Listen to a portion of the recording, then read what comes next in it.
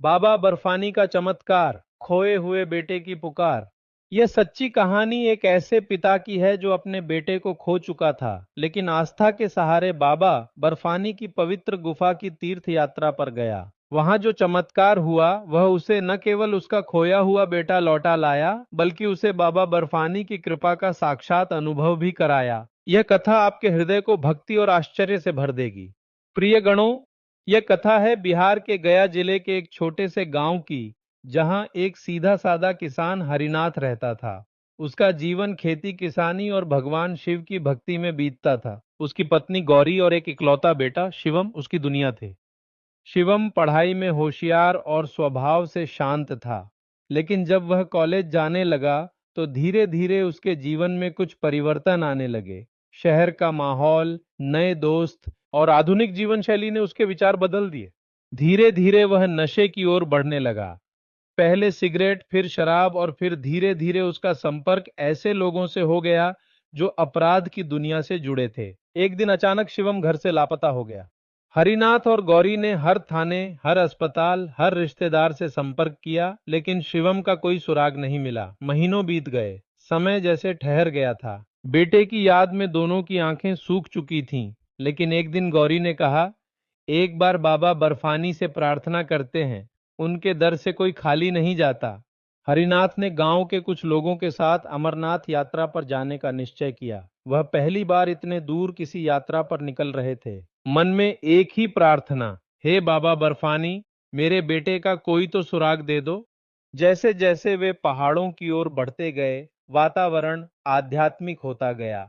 बर्फ से ढकी चोटियां, साधुओं की आवाजें, बोलो बम बम भोले और भक्तों की आस्था, यह सब हरिनाथ के मन को शांति देने लगे।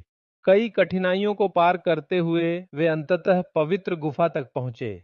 गुफा में बर्फ का शिवलिंग देखकर हरिनाथ की आंखों में आंसू आ गए। उसने वहीं समाधि लगाकर बाबा से कहा, अगर आप हैं तो मेरे बेटे को लौटा दीजिए, नहीं तो मुझे यहीं अपना शरीर त्यागना होगा।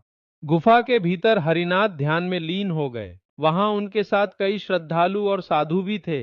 अचानक एक वृद्ध साधु ने उनकी ओर देखा और मुस्कुराते हुए कहा, बाबा बर्फानी सब सुनते हैं, बोलो क्या चाहते हो। हरिनाथ ने अपनी पूरी कथा कह सुनाई। वृद्ध साधु ने धीरे से कहा, आज रात्रि को बाबा तुम्हें दर्शन देंगे, तुम्हारे प्रश्न का उत्तर भी वहीं मिलेगा। रात हुई, गुफा में शांति छा गई। हरिनाथ ध्यान में बैठे रहे। तभी अचानक उन्हें लगा कि कोई पुकार रहा है, पिताजी। वे चौंक गए। सामने धुंधली आकृति में शिवम खड़ा था, गालों पर आंसू, शरीर दुर्बल।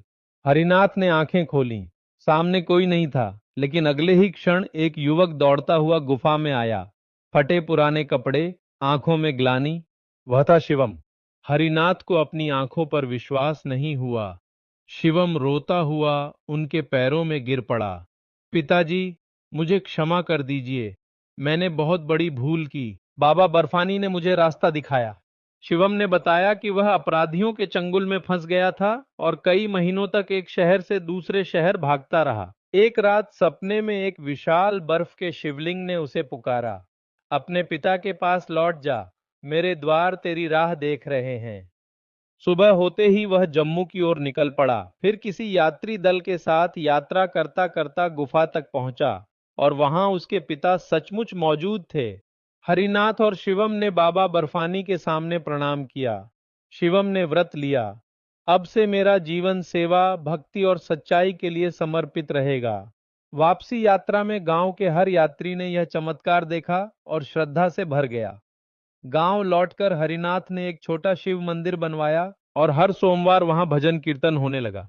आज भी गया के उस गांव में लोग ये कथा सुनाते हैं कि बाबा बर्फानी ने एक भटके हुए बेटे को उसके पिता से मिलाया। चमत्कार होते हैं, बस शर्त है सच्ची श्रद्धा और धैर्य। प्रिय गणों, यह कथा केवल एक घटना नहीं, एक संदेश है। ईश्वर सब कुछ सुनते हैं, बस उनकी परीक्षा होती है श्रद्धा की। बाबा बर्फानी आज भी जीवित हैं, बर्फ के शिवलिंग में नहीं, हमारी श्रद्धा में। बोलिए हर हर महादेव, बम बम भोले।